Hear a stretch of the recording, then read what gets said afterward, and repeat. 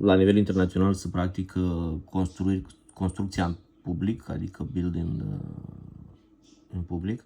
Așa că ne-am hotărât să facem și noi un rezumat săptămânal cu lucrurile pe care le-am făcut pentru aplicația Vulcanizare Mobilă. În acest moment lucrez part-time la această aplicație, adică în timpul liber. Am creat săptămâna asta o lansare pe Product Hunt. Aici am lansat-o pentru developeri, nu pentru oameni, adică nu să o folosească în primul rând, nici nu o pot folosi pentru că aplicația are limită să funcționeze doar pe România. Am publicat-o pentru că mulți developeri sunt de origine străină și adică fac integrări pentru multinaționale, pentru companii mari și de obicei nu sunt România care fac asta. Așa că le-am pus la dispoziție MCP și API-uri ca să poată să integreze platforma lor cu aplicația noastră. Aici am făcut lansarea pe Product Hunt, le-am arătat că pot ordina folosind Cloud Code o intervenție. Asta e doar un exemplu, o pot face în diferite forme. Asta e doar un exemplu cu Cloud Code-ul, ei pot integra în orice LLM, asta important e că introduce MCP tool-ul în sistemul lor. Da? Aici le-am pus la dispoziție API-uri, până acum noi aveam API-urile ascunse, adică private. Începând în acest moment, API-urile sunt deschise pentru oricine dorește să construiască peste platforma noastră, adică să-și comande vulcanizare, să facă orice își dorește, le găsește aici. Da? Nu orice dorește, orice lucru care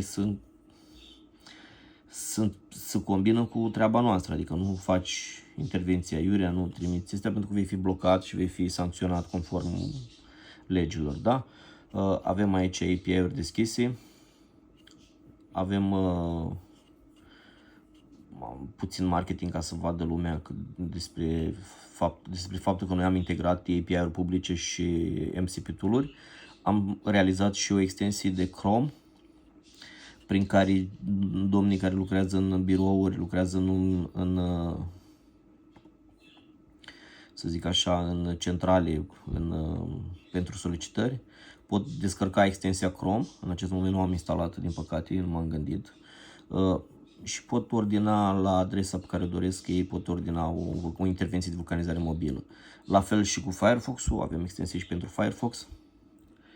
Este, să zic așa, relativ ușor de folosit, o instalezi și soliciti intervenție. Ca să poți să-ți faci cont, întâi să faci contul pe telefon și după folosești PIN-ul pe care l-ai setat pe telefon, îl folosești pe aplicația asta.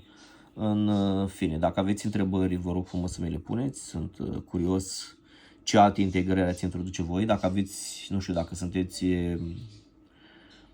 o firmă de asigurări sau sunteți un partener sau ceva și aveți nevoie de o anumită integrare, vă rog să ne scrieți. Noi suntem în căutare continuă de noi integrări și de noi utilități.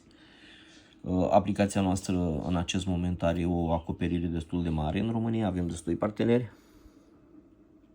Uitați aici, dar nu numai asta, suntem într-o creștere continuă, adică aproape pe tot teritoriul României.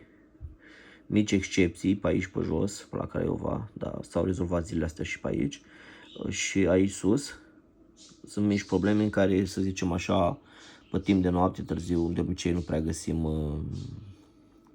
parteneri care să se deplaseze în locurile alea. În rest, cam peste tot în România avem parteneri și persoane care vor rezolva problema. Așa că vă rog frumos, dacă aveți sugestii de integrări, dacă aveți întrebări, vă rog să-mi scrieți în comentarii. Vă urez o zi bună!